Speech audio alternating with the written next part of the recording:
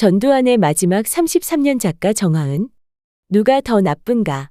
전두환 대 윤석열. 전두환과 윤석열, 누가 더 나쁜 건가요? 식사 자리에 동행했던 누군가가 물었다. 상대를 잠깐 쳐다본 뒤 나는 이렇게 답했다. 종류가 좀 다르죠. 두 사람은? 어떻게 다르죠? 내 말이 끝나기도 전에 상대가 낚아채듯 말했다. 빨리 답을 듣고 싶은 조바심이 그대로 묻어나오는 말투였다. 직접적인 범죄 차원에서는 전두환이 압도적입니다. 윤은 간접적이고 정교한 차원의 활약상을 보여준 케이스죠. 내 입에서 사람을 직접적으로 살상하는 차원의 범죄와 경제적 법적으로 서서히 사람의 생명력을 꺼뜨려가는 방식의 범죄에 대한 이야기가 흘러나왔고, 상대의 동의와 반박을 받은 뒤 다시 답변하는 형식의 대화가 이어졌다. 전두환의 마지막 33년을 낸 뒤 종종 이런 질문을 받는다. 작가님이 보기에 누가 더 나쁜가요? 나는 이런 질문을 좋아하는데 질문 안에 많은 화두가 담겨 있기 때문이다.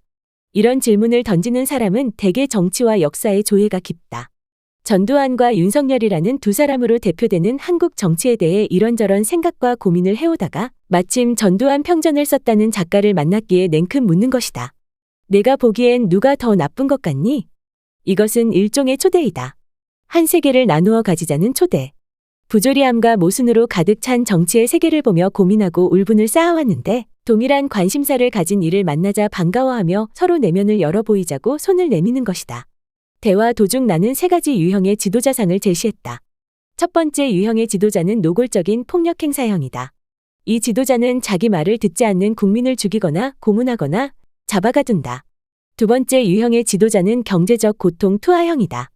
이 지도자는 민주주의를 존중하고 대화를 즐기는 등 품격 있는 정치인의 면모를 갖추었지만 공동체의 재화를 늘리고 배분하는 데 실패한다. 그 결과 공동체 내의 먹거리가 급속도로 줄어든다. 가족들이 먹을 걸 구해오는데 실패한 가장들이 자살하고 유기된 아이들이 기하급수적으로 늘어나며 우울증과 자해 환자 증가율이 통계를 기록한 이래 최고 수치를 찍는다.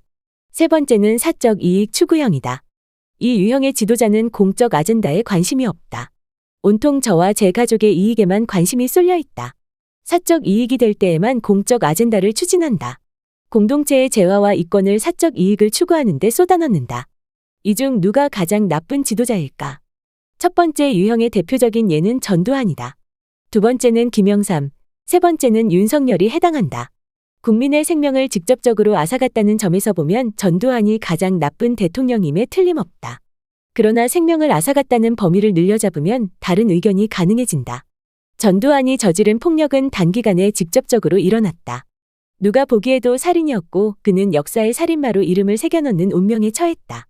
김영삼의 경제적 실정은 직접적인 희생을 낳지는 않았다.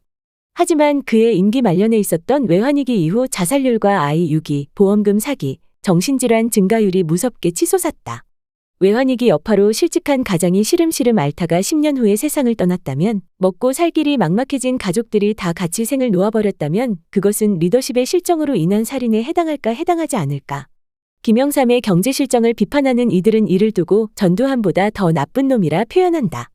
조심할 점은 그렇게 말하는 이들의 대부분이 군부 독재 시절 호의호식하던 기득권층이라는 점이다. 나는 그들의 의견에 동의하지 않지만 리더십에 내재된 스펙트럼을 넓히고 다각도에서 조명해 평가해야 할 필요는 있다고 본다. 이제 세 번째 유형에 해당하는 인물인 윤석열을 들여다보자. 사적 이익을 추구하는 것은 인간의 숙명이다. 모든 정치인은 사익 추구를 최우선에 놓는다. 겉으로는 자신이 공적 이익을 위해 헌신하리라 외치지만 속내를 들여다보면 모두 제 이익을 최상단에 놓고 그를 향해 나아가고 있음을 알 수 있다. 정치인들 간 급의 차이는 그에 대한 자기인식에 달려있을 것이다. 자신이 한 명의 인간으로서 이기심을 갖고 있고 가장 먼저 제 이익을 추구한다는 사실을 알고 있고 인정하지만 그럼에도 일정 정도는 공동체의 이익을 위해 복무해야겠다고 다짐하고 노력하는 사람은 사적 이익과 공적 이익을 조율해가며 제 안에서 후자의 영역에 헌신하는 비율을 늘리기 위해 노력할 것이다. 그런 인식이 없는 정치인의 경우 실은 사적 이익을 추구하면서 겉으로는 자기는 사심없이 오직 국가를 위해 희생하고 있노라 외칠 것이다. 자기 성찰 능력이 없기에 외치는 제 말을 스스로도 굳게 믿고 있을 것이다. 세 번째 유형의 지도자가 위험한 것은 이 유형이 언제든 1번과 2번을 넘나들 수 있기 때문이다. 사심으로 가득 찬 지도자는 때에 따라 폭력을 유용하거나 공동체의 곳간을 제 곳간처럼 마구 쑤셔 빼돌릴 수 있다. 이는 내가 쉽사리 윤석열보다 전두환이 더 나쁘다라고 외칠 수 없는 이유와 연결된다. 세 번째 유형의 지도자는 어떤 일을 저지를지 그 폭과 정도를 예상할 수 없다. 공사에 대한 인식이 아예 없기 때문에 무엇이든 할 수 있다. 또한 아무것도 하지 않으려 들 수 있다. 모순되는 것 같은 이 말을 다시 풀어보면 이런 말이 된다. 사익에 도움이 되는 경우엔 뭐든 다 한다. 하지만 사익에 도움이 되지 않은 건 어떤 것도 하지 않는다. 이쯤 되면 묻고 싶어질 것이다. 그렇다면 전두환은 공적 의식이 있었단 말인가? 조심스럽게 답하자면 답은 그렇다이다. 전두환이라는 쿠데타 출신 독재자에게는 분명히 있었다. 공적 의식이. 완벽하지 않았고 사익과 섞이는 순간이 많았지만 그에게는 공과 사에 대한 구분과 인식, 나아가서는 공적으로 공헌을 하려는 의지가 있었다. 그 의지를 실현하는 능력도 있었다. 쿠데타로 집권하기 전 그는 부대를 일사불란하게 이끄는 빼어난 리더였다. 출세에 대한 야망과 사적 패거리를 형성하는 등 불길한 전조를 내뿜는 특성들이 불쑥불쑥 드러난 순간들이 있었지만 그는 분명 조직을 이끌어 최고의 효율을 끌어낼 줄 아는 리더였다. 그것이 박정희가 그를 총애하며 중용의 직분을 맡겼던 중요한 이유 중 하나였다. 총칼로 집권의 대통령 자리를 꿰찬 뒤 전두환의 공적 마인드는 더 강력해졌다. 그는 공동체가 가진 재화의 부피를 늘리고 그 재화가 국민 개개인에게 가닿게 하겠다는 의지를 분명하게 갖고 있었고 그를 위해 뛰어난 인재를 경제수장으로 배치해 정권을 위임했다. 어떻게 그럴 수 있었을까? 그것은 조직의 특성을 파악해 가장 효율적인 결과를 이끌어내는 경험을 쌓아온 그의 군 장성 경력 때문이기도 했겠지만 그보다 더 중요한 요인이 있었다. 정통성의 부재였다. 자신에게 대통령 노릇을 할 만한 정통성이 없다는 사실은 광주 시민의 피를 딛고 집권한 악인 전두환이 한시도 잊지 않고 평생 품고 가게 될 아킬레스건이었다. 국민의 투표로 당선되지 않았다는 원죄를 누구보다 잘 알고 있었던 전두환은 그 원죄를 덮기 위해 혹은 그렇게 차지한 자리를 지키기 위해 공동체를 잘 살게 하지 않으면 안 되었다. 자기 목숨을 지키기 위해 필사적으로 공적 인식을 배양하고 공동체 이익의 배양에 힘쓸 수밖에 없었던 것이다. 우리의 20대 대통령인 윤석열에게는 이것이 없었다. 그는 국민의 투표로 당선됐다. 민주주의를 제도로 택한 국가에서 지도자로서 가져야 할 기본 자격증을 손에 거머쥔 채 한 국가의 최고 결정권자로서의 임기를 시작한 것이다. 대통령제를 택한 대한민국에서 한 번 투표로 당선된 대통령은 임기 중 내란죄처럼 국가에 치명적인 위해를 가하지 않는 이상 자리의 존속을 보장받는다. 자리에서 잘릴 염려가 없고 정통성에 대한 자신감이 있으니 그에게는 공적 마인드를 장착하거나 유지해야 할 동기가 없었다. 원래 공적 마인드가 있었다면 모를까 그동안 한 번도 가져보지 않았던 것을 갑자기 만들어낼 만한 강력한 유인이 그에게는 존재하지 않았던 것이다.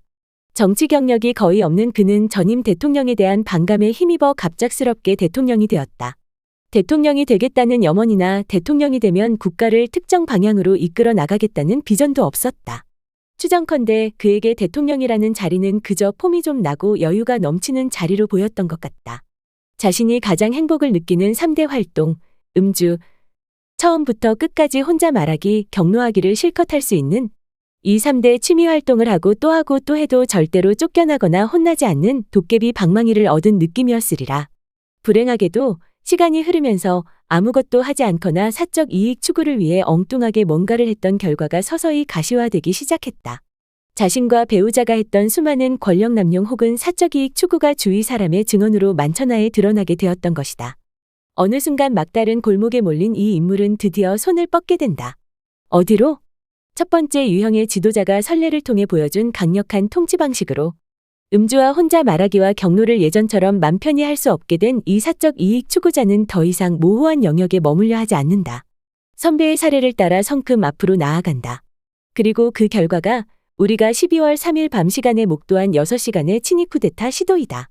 그날 한반도 남쪽에 사는 주민 대부분이 밤을 새워 지켜본 친위 쿠데타가 희극으로 마무리된 것은 이 세 번째 유형의 지도자가 가진 또 하나의 특성인 지적 게으름에 크게 비치고 있다. 음주와 혼자 말하기와 격노 외에는 아무것도 하고 싶어 하지 않는 이 인물은 쿠데타라는 거대한 도박을 벌일 때조차 미리 공부하거나 경우의 수를 분리하거나 대응 방안을 마련하거나 현실에서 쿠데타를 실행에 옮길 인물들에 대한 사전 포섭과 같은 귀찮은 일을 하지 않았다. 그리고 그 덕분에 위험천만했던 하룻밤의 쿠데타 해프닝은 어떠한 희생도 내지 않고 해프닝으로 마무리될 수 있었다. 그러니 우리는 윤석열이라는 희대의 인물이 가진 지적 게으름에 모든 인격체를 빚을 때 각각의 피조물에게 반드시 조커 역할로서 특별한 성격 요인을 집어넣고 마무리했던 조물주에게 크게 감사해야 할 것이다. 이쯤 되면 대답이 되었을 것이다. 둘 중 누가 더 나쁜가라는 질문에 그렇다. 대답은 각자의 가슴에 들어있다. 물리적 폭력이 나쁜가, 정신적 폭력이 나쁜가? 눈앞에 보이는 선명한 피가 더 끔찍한가, 보이지 않지만 서서히 일어나는 피 흘림이 더 끔찍한가? 범죄 행위가 또렷이 소명되어 있는 범죄자와 어떤 범죄를 저지를지 가늠이 되지 않는 무한대의 범죄 가능성을 품고 있는 자 중 누가 더 무시무시한가? 이에 대한 답을 독자 여러분 각자에게 맡기고 이제 다른 질문을 던지며 글을 마무리하고자 한다. 2024년 12월 3일에 대한민국에서 벌어진 6시간짜리 쿠데타쇼의 기원은 무엇인가? 대한민국 20대 대통령에게 엉뚱한 소망을 불어넣어 위험천만한 행동을 하도록 만든 동의는 어디서 유래했는가? 전두환은 무고한 광주 시민을 학살한 뒤 대통령에 올랐다. 멋대로 정한 7년의 임기를 마쳤다. 퇴임 후 2년의 감옥살이를 한 것을 끝으로 완전한 자유인이 되었다. 실내 골프장이 갖춰진 호화저택에서 피부치와 측근에게 거액의 현금 다발을 살포해 호감을 사며 천수를 누리다 자연사했다. 윤석열은 그런 전두환의 일생을 지켜본 뒤 대통령이 되었다. 이제 우리는 이런 질문을 해보아야 한다. 쿠데타를 획책하던 당시 윤석열의 뇌리에 빈번하게 출몰했을 전두환의 모습이 다른 것이었다면 어땠을까? 골프를 치러 다니고 고급 음식점에서 쿠데타 동지들과 만찬을 즐기는 모습 대신 감옥에서 수혜 차림으로 평생을 보내는 모습이었다면 과연 윤석열이 그 밤에 해프닝을 벌였을까? 시민의 희생으로 이어질 수 있었던 그 위험천만한 소동을 아무렇지도 않게 내질렀을까? 더 칼럼니스트